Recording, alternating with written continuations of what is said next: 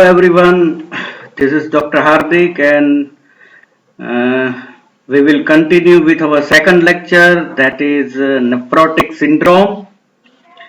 I think our previous lecture was on glomerulonephritis, in which we had discussed definition of glomerulonephritis, various clinical manifestations of glomerulonephritis, various histological alteration of glomerulonephritis. How will you classify glomerulonephritis? Primary, secondary, and hereditary. Then pathogenesis. There are four steps in pathogenesis. Collectively, they four can cause increased chemical mediator of inflammation, and this will cause damage to the basement membrane, and the property of basement membrane, that is charge dependent and size dependent, was disrupted, and that is the reason why there is hematuria, proteinuria, and all these things appear into the urine. And lastly, we had discussed various types of acute nephritic syndrome, that was rapid progressive glomerulonephritis and acute post-streptococcal glomerulonephritis. And the most important thing is the formula how to write each and every glomerulonephritis in following manner. First of all, you have to write down introductions, then you have to write down morphology. In morphology, gross, microscopy again divided in three parts. Light microscopy. In light microscopy, you have to narrate either changes in glomeruli, either changes in tubules, either changes in these blood vessels or interstitium. Second microscopy is electron microscopy, and the third one is immunofluorescent microscopy, then clinical features of that particular glomerulonephritis, and lastly the prognosis. In this formula, you have to just remember the keywords. Okay, so with this background, today we go ahead of our lecture, nephrotic syndrome. In previous lecture, I have already told you that nephrotic syndrome characterized by four things, but today we will discuss in detail. As you all know that the glomerular basement membrane is size dependent and charge dependent, right? So the major characteristics of glomerular filtration are an extraordinarily high permeability to water and small solutes, and almost complete impermeable to molecules of the size and molecular charge of albumin. So albumin will not appear into the urine, but less than 70,000 kilodalton and the radius less than 3.6 nanometer, which will easily pass through the basement membrane. The selective permeability called glomerular barrier function discriminates among protein molecules depending on their size. The larger, the less permeable. Their charge, the more cationic, more permeable, means more positive ion, more permeable, and their configurations, right?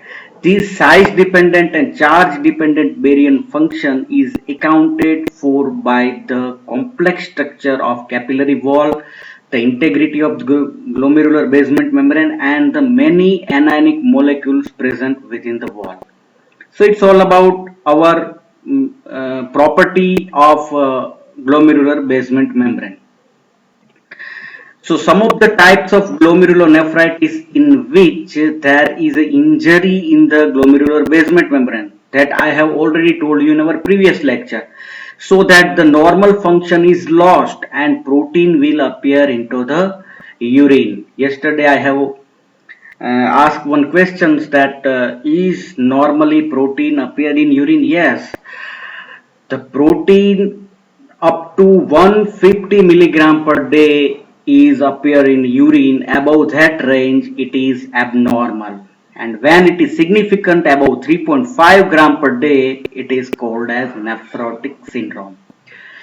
See, nephrotic syndrome is very important topic for your second MBBS syllabus because it is asked as short notes. It is also asked in your histopathospecimen viva, and for the MCQ purpose, it is most important topic, right? So nephrotic syndrome characterized by massive proteinuria, means heavy proteinuria, means more than 3.5 gram per day. If protein appear into the urine, there it is called as massive proteinuria. If protein more and more appear in urine, then there is a deficiency of protein at blood level. So it manifests as hypoalbuminemia with plasma albumin level less than 3 gram per deciliter. So clear these 2 points. Now generalized edema. Again dependent on these 2 points because decreased plasma protein leads to decreased plasma oncotic pressures, and this will lead to more and more fluid comes outside the blood vessels, and this will lead to edema, and the property of edema is generalized edema. It is also known as anasarca, right? And the fourth thing is hyperlipidemia and lipiduria. Now the questions rise in your mind that hyperlipidemia and lipiduria, why it occur in nephrotic syndrome? Yes, there is a reason. When there is a decreased protein in blood, directly signal to the liver that please produce more and more protein. So liver will produce all types of protein, and one of the protein is lipoprotein lipase. This lipoprotein lipase has property to utilize peripheral fat. So utilization of peripheral fat, and that will lead to more and more fat catabolize and increase fat level in blood. So it is the reason why there is hyperlipidemia, and certain extent means at the level of renal threshold it will not appear into the urine, but above the renal threshold the level of fat appear in urine, and that is the reason why lipiduria will occur. So nephrotic syndrome is characterized by four things: massive proteinuria, means more than 3.5 gram per day. If protein more and more in urine, then hypoalbuminemia, decreased plasma protein, decreased plasma oncotic pressures, more and more fluid comes outside, manifested as generalized edema, also known as anasarca. And because of decreased protein, our liver will produce more and more all types of protein, and one of the protein is lipoprotein lipase, which leads to increase catabolism of fat, and this will lead to increase peripheral utilization of fat and increase lipid level at blood. So it manifested as a hyperlipidemia, and above the threshold level, if fat is in blood, then it will appear into the urine, and that is the reason why lipiduria. I think now the concept of nephrotic syndrome is cleared in your mind. So with this background, again we go further. Decreased plasma oncotic pressure, more and more fluid goes outside the vessels, edema will develop. Decreased effective circulatory volume, obviously, and this decreased effective circulatory volume, which leads to switch on the counter regulatory mechanism of renin angiotensin system, will start to maintain the pressure and retention of sodium and water. Again, further aggravation of edema. It leads to vicious cycle, and which leads to generalized edema known as anasarca. At the same time, due to hypoalbuminemia, liver will synthesize more and more protein. So more production of lipoprotein, so increased transport of lipids, and hyperlipidemia and lipiduria will occur. Clear? Again, causes of nephrotic syndrome, again divided in two major heading primary and systemic means secondary. In primary, membranous glomerulonephritis, minimal change disease, focal segmental glomerulonephritis, membranoproliferative glomerulonephritis, IgA nephropathy, and others. It all includes in the list of primary glomerular disease, means problem itself into the kidney. Now the second main heading is systemic disease, means kidney involved secondarily because of these all conditions, right?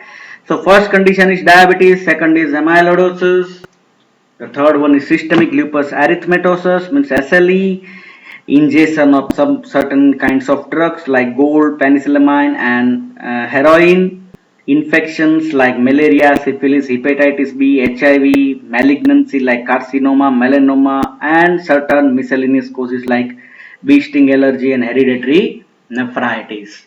So these are the causes of nephrotic syndrome, primary and systemic. Certain MCQ will ask like that, most common cause of nephrotic syndrome in children. The answer will be minimal change disease. Clear? In children, 65%. Most common cause of nephrotic syndrome in adult, membranous glomerulonephritis. Here you can see that 30% of patient having adult patient having membranous glomerulonephritis. So in adult, the most common cause of nephrotic syndrome is membranous glomerulonephritis. In children, the most common cause of nephrotic syndrome is minimal change disease. Now we will discuss one by one the causes of nephrotic syndrome or types of glomerulonephritis, minimal change disease, right? So please remember our writing fashion or writing pro forma, right? First of all, you have to write down introduction. So in this minimal change disease, the introduction like this.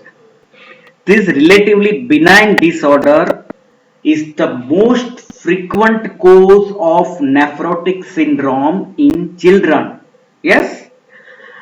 It is characterized by glomeruli that have a normal appearance by light microscopy but show diffuse effacement of podocyte foot processes when viewed under the electron microscope. The second point is there is no changes in light microscope, but if you see in the electron microscope, the foot process of podocytes means foot process of visceral epithelial cells will be effaced, means there is a totally loss of foot process, right? It is a second point of introduction. Although it may develop at any age, this condition is most common between the age of 1 to 7 years. Right? So it's all about introduction of minimal change disease. Now second part is of morphology, which is divided into gross and microscopy, and microscopy again divided into light, electron, and immunofluorescence. So come with this morphology, gross features. In grossly, you will see absolutely normal kidney. There is no any change in the gross features of the kidney. If you see in the light microscope, the glomeruli in minimal change disease appear absolutely normal. So here in light microscope, you will find no any change in the glomeruli, but the cells of proximal convoluted tubules. In our first lecture, I have already told you that 90 to 95% of the filtrate will reabsorb from the proximal convoluted tubules. So imagine that suppose patient is of nephrotic syndrome, and in nephrotic syndrome there is a lipiduria, means lipid appear into the urine. So after lipid enter into the proximal convoluted tubules, most of the lipids will reabsorb from the proximal convoluted tubular epithelial cells. So fat will reabsorb, and if you see the cytoplasm of these particular epithelial cells of the proximal renal convoluted tubules, you will find flat globules, right? And that is the reason why because of this appearance, olderly it is known as lipoid nephrosis. So if you have been asked that what is lipoid nephrosis, so it is a nothing but it is a minimal change disease, and it is the most common cause of nephrotic syndrome in children.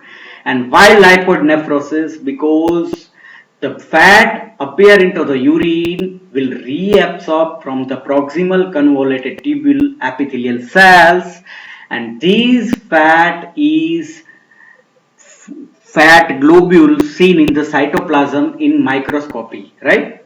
So even with the light microscope, the glomerular basement membrane appears normal. The only obvious glomerular abnormality is the uniform and diffuse effacement of the foot process of podocytes, right? So I have already told that there is a foot process which is effaced in case of minimal change disease. There is also epithelial cell vacuolization, microvillus formation, occasional focal detachment. When the changes in the podocytes reverse, the proteinuria remits. Means the classical presentation of the nephrotic syndrome, if you see and if you give corticosteroid to that patients will dramatically improve, then it is a confirmed case of nephrotic syndrome because of minimal change disease. Here you can see the histological picture of nephrotic syndrome. You will find there is no any change in the glomeruli, absolutely normal. The capillary wall, there is no any changes in the glomerular tuft. But if you see in the tubular epithelial cells, at places you will find fat globules, means empty space. It is a nothing but it is a reabsorbed fat from the proximal convoluted tubular epithelial cells, right? Here you can see in the electron microscope, you will see that there is a podocytes. Normally here you can see there is a foot process of podocyte like this. But here in minimal change disease, there is a effacement, totally effacement of this foot process, right? So basement membrane appear will normal absolutely, but here in electron microscopy you can see podocytes or visceral epithelial cells with effaced foot process, means loss of foot process.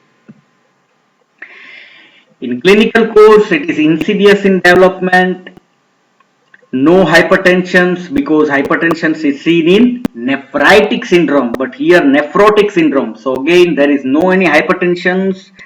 Renal function is preserved in most of the individual. Protein loss is usually confined to the smaller serum proteins, chiefly albumin. So here in nephrotic syndrome, because of minimal change disease, there is a selective proteinuria. Most of the protein is albumin. The prognosis in children with this disorder is good. More than 90% of the cases respond to a short course of corticosteroid therapy, and because of its responsiveness to the therapy in children, minimal change disease must be differentiated from other causes of the nephrotic syndrome in non-responders. So how importance of this therapy of corticosteroids? Dramatically improvement of the children with this therapy. Adults with minimal change disease also respond to steroid therapy, but the response is slower and relapse are more common. So if minimal change disease in adult, then there is a poor prognosis. So it's all about minimal change disease. So it will ask as in your case also. You have to remember the keywords. The keywords is it is benign disorders and it is dramatically response to the corticosteroid therapy. There is no any change in the kidney grossly. You will find absolutely normal kidney. If you find microscopy, in light microscopy, you will find no changes in glomeruli, but if you find fat globules in tubular epithelial cells, in electron microscopy, the key word is effacement of the foot process. And clinical course, Again, it is insidious, no hypertension, selective proteinuria is the keywords, and responsive to the corticosteroid therapy. And if we talk about the prognosis, it is good prognosis in children, while it is bad prognosis or slow response to the steroids in case of adults. So it's all about minimal change disease.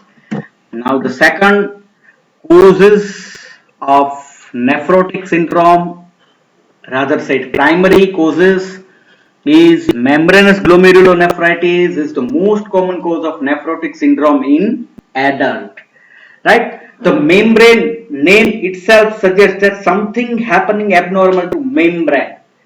Okay, so causes or pathogenesis, it is genetically susceptibility, circulating immune complex, and if you know after immune complex the sequence of events, if you say the causes, the idiopathic in 90% cases, malignancies, SLAs, drugs, infection, diabetic mellitus are the other causes of membranous glomerulonephritis. In morphology, the first is light microscopy. In light microscopy, in early stage, there is no any abnormality, but on later stage, uniform and diffuse thickening of the glomerular capillary wall. So just concentrate on the name that membranous something is abnormality in membrane, and it is the most common cause of nephrotic syndrome in adult. If we talk about the electron microscopical change, irregular dense deposit between basement membrane and overlying epithelial cells. These are arranged in such a way that it look like spike. So here the keywords is spike. Exactly appear like this. So first of all, you can see here that there is a diffuse thickening of the glomerular basement membrane, which is the characteristic or keywords you have to write down in case of light microscopical change. In electron microscopy, the deposit will be between the epithelial cells and basement membrane. The purple color is of basement membrane. This basement membrane is thickened and the deposits are granular in fashion and it arranged in such a way that it looks like spikes of wheel, right? So again the spike is the word which is remember in case of electron microscopical change. So diffuse thickening of the glomerular basement membrane, at the same time the deposit is subepithelial between basement membrane and epithelial cells and it arranged in such a way that it look like spikes of wheat. Clear? If we say about the clinical features, it is insidious in onset, most common cause of nephrotic syndrome in adult. Proteinuria persists in more than 60% of patients and 10% go into renal failure. So it's all about membranous glomerulonephritis. The keywords are adults, most common cause of nephrotic syndrome in adults. And something is abnormality related to membrane, diffuse thickening of the glomerular basement membrane, and the deposit will be granular between sub-epithelial locations and it arranged in such a way that it look like spikes, right? Now the third common causes of nephrotic syndrome is focal segmental glomerulonephritis. Again, MCQ will be asked in that particular sections that if we talk about the patients of HIV and the patients of heroin abuse, if kidney will involve in these two patients and if glomerulonephritis, then the type will be the focal segmental glomerulonephritis. So which type of glomerulonephritis occur in heroin abuse or an HIV patients? Focal segmental glomerulonephritis. Again, the name itself suggests focal and segmental, means not diffuse. Focally segmentally involvement of the glomeruli. It has four types. The first is idiopathic. The second is superimposed on another primary glomerular lesion. Third one is seen with reflux nephropathy and analgesic abuse. The fourth one is secondary, seen with heroin abuse and HIV. 80% of the patients present with nephrotic syndrome, 50% progress to end-stage renal disease. How it different from minimal change disease? Here in focal segmental glomerulonephritis, there is more hematuria, which is not seen in minimal change disease, but here you can see hematuria, here you can see hypertension, here you can see non-selective proteinuria, and yes, poor response to steroid is classically differentiated from the minimal change disease and progression to chronic glomerulonephritis. So it's all about focal segmental glomerulonephritis. Yes, light microscopical change, segmental involvement, collapse of basement membrane, hyalinosis and sclerosis, the involved portion of the glomerulus lastly converted into hyalinized and sclerosed. Unaffected glomeruli shows increased mesangial cells proliferation. So in light microscopy of the focal segmental, you have to remember that involved focal segmental glomeruli is hyalinized and sclerosed, and the unaffected part of the glomeruli will show increased mesangial cell proliferation. If we talk about the electron microscopical change, loss of foot process again, but here you can see that there is a detachment of epithelial cells and denudation of glomerular basement membrane. Means there is a detachment of the epithelial cells and there is a rupture or denudation of the basement membrane.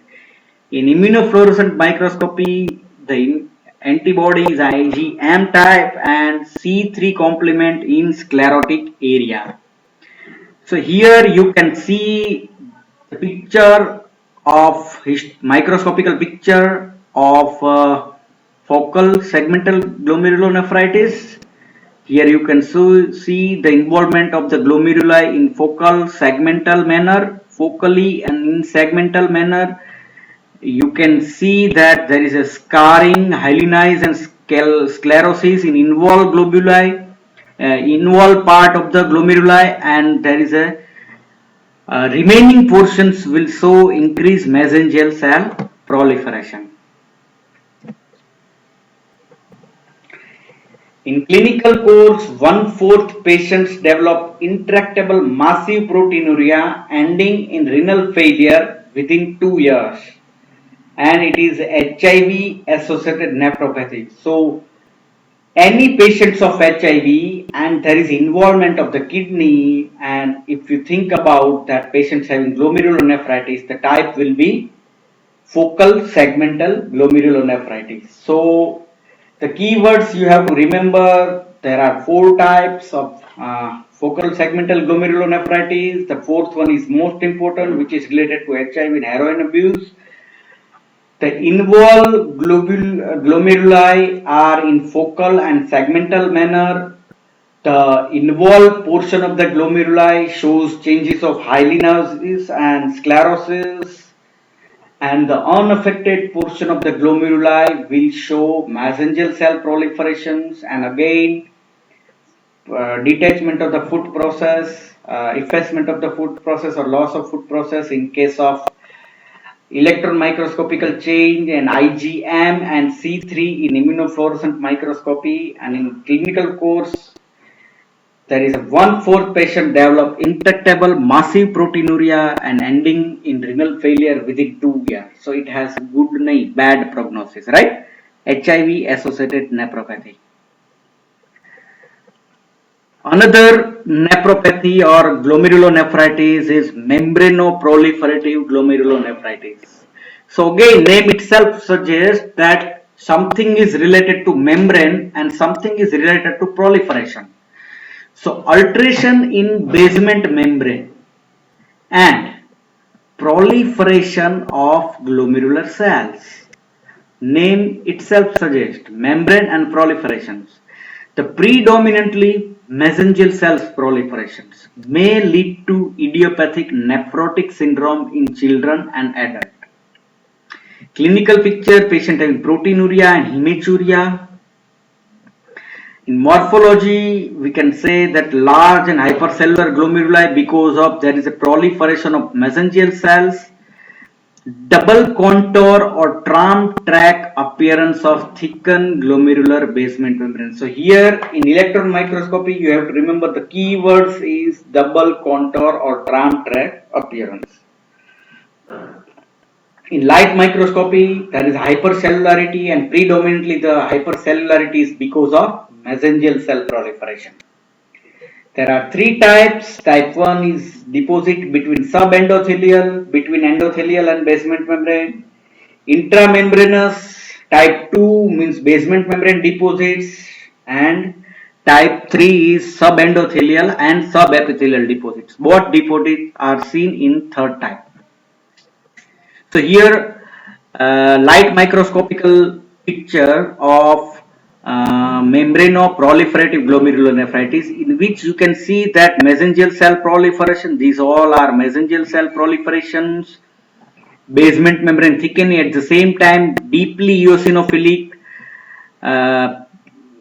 staining of that particular basement membrane because of the thickening of this basement membrane.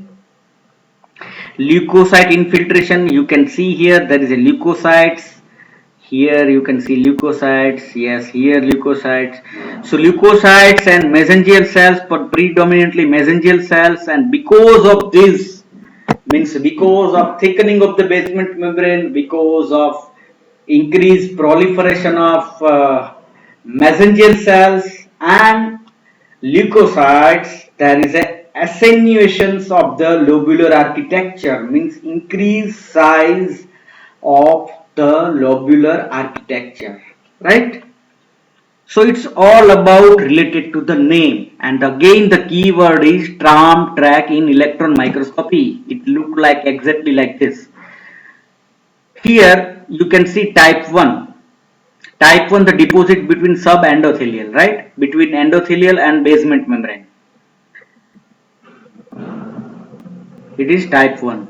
In type 2, you will find that intramembranous.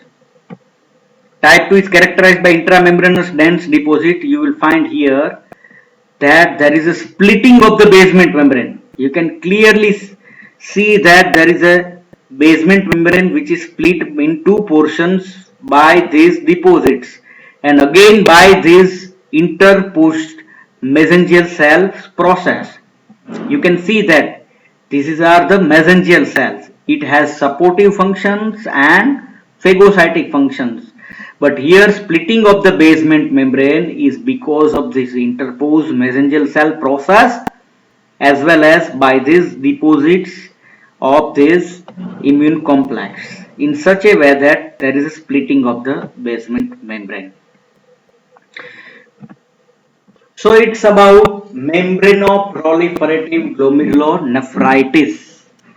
Now there is a difference between nephritic syndrome and nephrotic syndrome.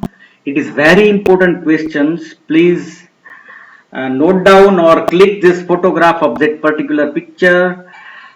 How will you write this difference between nephrotic and nephritic syndrome?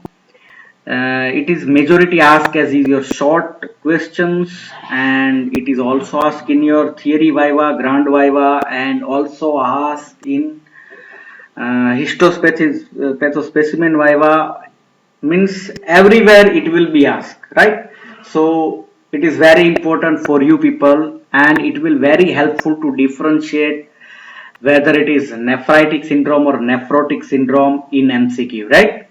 So first of all, proteinuria, obviously more than 3.5 gram per day seen in nephrotic syndrome, while it is less than 1 gram per day in nephritic syndrome. Hematuria is more present in nephritic syndrome, while it is absent or less in case of nephrotic syndrome. Oliguria, again it is present in nephritic syndrome, it is absent in nephrotic syndrome. Lipiduria, yes, is present in nephrotic syndrome because of secretion of lipoprotein lipase. Cast, if we say because of hematuria in nephritic syndrome, it will be red cell cast, and here because of nephrotic syndrome there is lipidemia and lipiduria. The lipid cast will be seen.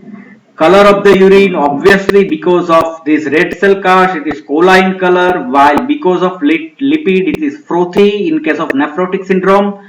Azotemia, it is present in nephritic syndrome while it is absent in nephrotic syndrome. Hyperlipidemia, absent in nephritic while it is present in nephrotic. Edema, yes, it is less in case of nephritic syndrome while it is more in case of nephrotic syndrome. So in difference, first of all, you have to write down definition. It is characterized by, and there are causes of nephritic syndrome, causes of nephrotic syndrome, and after that you have to narrate the difference between nephritic and nephrotic by this table. So it's about today's lecture of nephrotic syndrome. So majority of the examiners will ask questions like this. They give history that patient is young, children, okay. It comes with you edema, generalized edema, and mainly periorbital edema. If children, periorbital edema and patients complaining of there is a frothy appearance of the urine. So first questions or first indications comes in your mind that patient may be having nephrotic syndrome. But how will you confirm that it is a case of nephrotic syndrome? For that, you have to do the routine, urine routine and microscopic. If you see the report of urine, you will find that patients having massive proteinuria, means +4 grade of proteinuria appear into the urine. And at the same time, if you see the blood level of serum cholesterol, which is more than 250 milligram, it is definitely a case of nephrotic syndrome in children because of minimal change disease. And if you see that the microscopy, light microscopy of that patients in kidney, particularly related to kidney, you will find that there are fat globules in the renal tubular epithelial cells. The glomeruli will be absolutely normal, and if you see that electron microscopy, there is a total effacement of the food process of the podocytes. And if you give corticosteroid therapy to that particular patients will dramatically improve within a week. Then it is a confirmed case of nephrotic syndrome because of minimal change disease, and it is A to Z of minimal change disease. You have to remember just these things only, right? So I hope you enjoy this lecture, you like this lecture, and we will meet again with our next lecture. Thank you very much.